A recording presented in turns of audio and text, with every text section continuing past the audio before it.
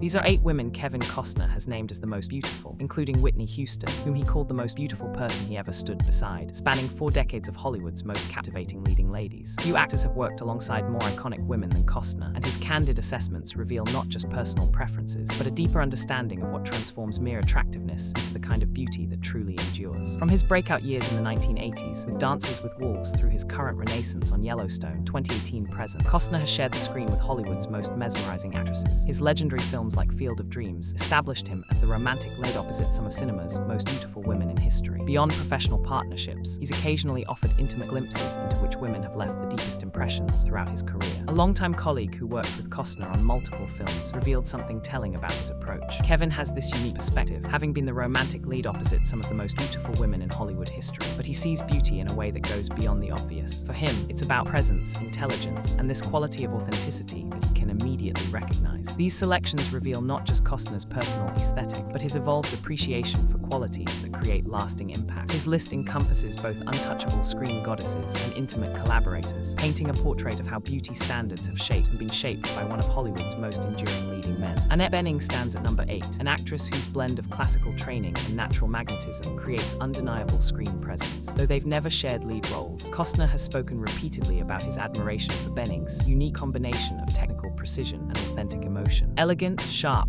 and impossible to ignore, Costner described her during a 2015 Hollywood Reporter roundtable. What makes Annette special isn't just her obvious talent, but how she transforms ordinary moments into something memorable. She brings this laser focus to every scene that makes everyone around her raise their game. What particularly impresses Costner about Bening is her commanding presence, the ability to center any scene through sheer force of personality, rather than theatrical techniques or visual styling. This quality aligns with Costner's own naturalistic approach to performance, creating professional admiration that has endured throughout their parallel careers. She doesn't just walk into a room, she commands it. Costner has said when discussing actresses he respects, there's nothing forced about her work. She simply exists on screen with such conviction that you can't look away, even in the quietest moments. Though they've crossed paths at industry events rather than on set, Costner has consistently named Bening as someone he'd welcome the opportunity to work with. This professional admiration reflects his appreciation for actors who bring complete commitment while maintaining uncompromising authenticity. Costner's appreciation for Jennifer Garner developed through direct collaboration when they co-starred in 2014's Draft Day. This working relationship revealed qualities in Garner that perfectly aligned with his preference for natural, unaffected beauty combined with professional excellence. They starred together in Draft Day, and Costner was openly charmed, recalled the film's director, Ivan Reitman. There was this immediate professional chemistry between them that made their scenes together particularly easy to shoot. Kevin would come off set talking about how refreshing it was to work with someone so prepared yet so naturally present in each moment. What particularly impressed Costner about Garner was her ability to maintain complete authenticity regardless of the scene's demands, bringing the same grounded quality to emotional moments, comedic exchanges, and the film's technical dialogue about football operations. This consistency spoke to Costner's appreciation for performers who remain true to themselves under the artificial conditions of filmmaking. He praised her as natural, radiant, and calm in the storm, noted Ivan Reitman. During a particularly complicated scene with lots of technical dialogue, Kevin turned to me after a take and said, "That's what it looks like when someone isn't trying to act like they understand. She actually gets it." It was this perfect blend of intelligence and natural presence that really impressed him. Costner's appreciation for Garner extended beyond her professional capabilities to her genuine warmth with the crew and her lack of typical Hollywood affectations. This authenticity resonated with Costner's own unpretentious approach to his career. Few on-screen pairings in Costner's career generated more genuine chemistry than his collaboration with Susan Sarandon alongside Tim Robbins in the 1988 baseball classic Bull Durham. Their scenes together crackled with intellectual and physical tension that transcended the script, creating a connection that Costner has referenced repeatedly when discussing the most beautiful women he's worked with. They made magic in Bull Durham, and the chemistry wasn't fake, confirmed the film's director, Ron Shelton. What Kevin responded to in Susan wasn't just her obvious beauty, but her extraordinary intelligence. Their scenes worked because they were genuinely challenging each other intellectually, creating this perfect blend of mental and physical attraction that you can't fake. What particularly captivated Costner about Sarandon was her ability to project both intellectual depth and sensuality simultaneously, a combination he's often cited as the most compelling form of beauty. This duality perfectly matched the character of Annie Savoy, the baseball groupie with the soul of a philosopher, while creating dynamic tension with Tim Robbins' character. Costner called her the smartest, sexiest woman I've ever acted with, recalled Ron Shelton. After filming their first major scene together, Kevin came off set and told me, "Working with her is like having a great tennis partner. Every shot comes back with something unexpected unexpected that makes you play better. That intellectual challenge clearly excited him as much as their romantic scenes. The impression Sarandon made on Costner has endured long past their collaboration, with Costner frequently citing her as the benchmark for the kind of engaged, intellectually stimulating partnership he values most with leading ladies. Though Costner and Helen Mirren never shared significant screen time, his admiration for her represents something different on his list: respect that borders on reverence for a woman who has redefined how beauty and sensuality can evolve throughout an entire career. What particularly impresses Costner about Mirren is her ability to maintain both dignity and sensuality throughout decades of career evolution, never attempting to present herself as younger than she is, yet never surrendering her essential femininity or power. This authentic embracing of each life phase represents for Costner a particularly compelling form of beauty. Helen isn't just beautiful, she's timeless, Costner said in a 2019 Entertainment Weekly interview. Most actresses fight against time, while Helen seems to have embraced it as a partner. That approach to aging gracefully, incorporating each life stage rather than resisting it, clearly resonates with his own philosophy about authentic presence. Despite his own considerable star power, Costner has admitted to feeling genuinely nervous around Mirren, a rare confession that reveals the depth of his admiration for her poise, talent, and enduring elegance. Few actresses have shared the screen with Costner as frequently or effectively as Diane Lane. Their multiple collaborations, including Man of Steel 2013 and Let Him Go 2020, have created professional shorthand and mutual trust that allows for particularly authentic on-screen connections. They've worked together on multiple films, including Let Him Go and Man of Steel, noted Let Him Go director Thomas Bezucher. What's fascinating about watching them work together is this immediate comfort level. There's no warm-up period needed. They drop instantly into a relationship that feels lived in and real, which is extraordinarily rare, even among experienced actors. What Costner particularly values in Lane is her complete commitment to emotional truth, her willingness to fully inhabit vulnerable moments without vanity or self-protection. This courage creates a magnetic quality that Costner has referenced repeatedly when discussing what makes certain actresses especially compelling on screen. Costner has described her as deep, grounded, and magnetic, shared Thomas Bezucher. During one particularly emotional scene in Let Him Go, Kevin watched Diane's performance on the monitor between his takes and just shook his head in admiration. He turned to me and said, "That's as good as it gets." Total commitment with nothing held back. That willingness to be completely exposed emotionally is something he clearly finds beautiful beyond the physical. Their professional chemistry has evolved through multiple projects into deep mutual respect, with each bringing out particular qualities in the other's performances. For Costner, Lane represents the ideal scene partner, someone whose complete presence allows him to fully inhabit emotional moments without self-consciousness. Not all women on Costner's list represent direct collaborators. Brigitte Bardot, the iconic French actress,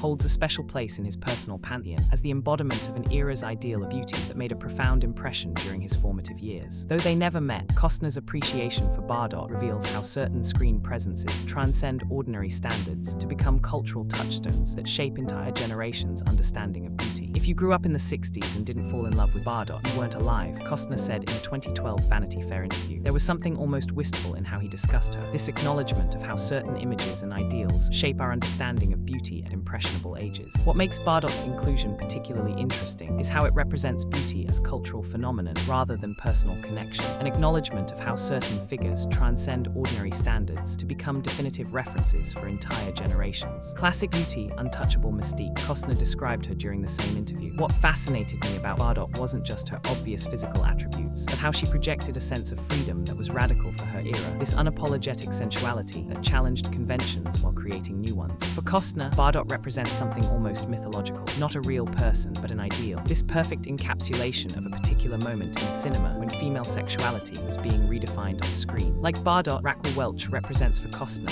the defining beauty of an era, a woman whose iconic presence in 1970s cinema created an indelible impression on a generation of young men, including Costner himself. She was the reason every boy wanted to go to the movies in the 1970s, Costner said in a 2017 interview with The Hollywood Reporter. There was this quality of awe in how he described her impact, this recognition that certain screen presences transcend normal standards to become cultural touchstones that influence how entire generations define beauty. What particularly impressed Costner about Welch was her complete ownership of her image and presence, a confidence that transformed her from merely beautiful to genuinely iconic. This self-possession created screen presence that commanded attention through sheer force of personality rather than just physical attributes. Even decades later, she walked like she knew every camera was already following her, Costner noted. The most compelling actors don't seek the camera's attention, but simply assume it, creating a gravitational pull that's impossible to resist. Raquel exemplified that quality. What Costner responds to in Welch isn't just obvious physical beauty, but the complete confidence with which she occupied space on screen. That combination of beauty and absolute self-possession created something more powerful than either quality alone could have achieved. At the top of Costner's list stands Whitney Houston, a choice that reveals the profound impact of their collaboration on The Bodyguard, 1992, and the deep personal connection that transcended their professional relationship. Her position as his #1 most beautiful woman speaks to beauty that encompasses far more than physical attributes. Costner didn't just admire her beauty, he loved her, stated The Bodyguard's producer Lawrence Kasdan. What made Whitney special in Kevin's eyes was this remarkable vulnerability beneath her extraordinary talent and beauty. He saw in her something most people missed, this soulfulness and uncertainty behind the confident public persona. Their connection began before cameras rolled, and Costner fought to cast Houston despite studio concerns about her lack of acting experience. This early advocacy revealed his immediate recognition of qualities in Houston that others had overlooked, a depth and authenticity he believed would translate powerfully to screen. In The Bodyguard, he fought to cast her when no one else believed in her, confirmed Warner Brothers executive Lorenzo di Bonaventura. The studio had significant reservations about building such an expensive film around an unproven actress, but Kevin was absolutely adamant. He kept saying, "There's something in her eyes that you can't teach, a truth that comes through regardless of experience." What emerged during filming was a relationship that transcended typical co-star dynamics, a protective, nurturing connection in which Costner helped guide Houston through her first major acting role, while developing a genuine personal bond that would last until her tragic death in 2012. The beauty Kevin saw in Whitney was multidimensional, explained The Bodyguard cinematographer Andrew Dunn. It wasn't just her obvious physical beauty or her extraordinary voice. It was this combination of tremendous gift and genuine fragility that brought out something protective in him. He recognized both her extraordinary talent and the vulnerability that came with it. This complex appreciation culminated in Costner's deeply moving 17-minute eulogy at Houston's funeral in 2012, a moment that revealed the enduring impact she had made on him, both professionally and personally. He eulogized her and said, "She was the most beautiful person I ever stood beside, inside and out," Costner stated during his emotional tribute. What was most striking about Kevin's words was how he focused on her humanity rather than her celebrity, on the person he had known rather than the icon the world had seen. Houston's position at the top of Costner's list speaks to his understanding of beauty as something that emerges from complete integration of external attributes with internal qualities, the harmonious alignment of gift, presence, vulnerability, and authenticity that creates something more meaningful than conventional beauty alone. As we examine Costner's selections, patterns emerge that reveal his evolving understanding of beauty itself. From classic screen goddesses who captivated his youth to complex, multidimensional women with whom he's collaborated directly, his list reflects a journey from appreciating conventional beauty to valuing deeper qualities that create truly unforgettable presence. Kevin's choices tell a story about how his perspective has matured, observed director Ron Howard, who has worked with Costner. The younger Kevin might have been primarily drawn to the obvious beauty of figures like Bardot and Welch. The more experienced Kevin recognizes that while those iconic qualities remain powerful, the beauty that truly resonates comes from integration of external attributes with authentic internal depth. Whitney's position at the top of his list reveals something profound about how Costner understands beauty. By placing their genuine human connection above more abstract appreciation of screen goddesses, he's making a clear statement about what beauty means to him at its deepest level. It's not just about who makes the strongest visual impression, but about who touches something essential within him as a person. The through line in all his choices is authenticity. Whether it's the unapologetic sensuality of Bardot, the magnetic presence of Lane, or the soulful vulnerability of Houston, what Kevin responds to most powerfully is women who present themselves without pretense or performance, who bring their complete, authentic selves to both their work and their interactions. Through his choices, Costner demonstrates that true beauty emerges not from meeting conventional expectations, but from transcending them through the integration of external attributes with genuine internal depth. His list stands as a surprisingly thoughtful perspective from a man who has spent his career in an industry often criticized for its superficial standards, proving that lasting beauty comes from the complete alignment of presence, talent, authenticity, and the quality of touching another human being's soul. But if you liked this video, don't forget to like and subscribe.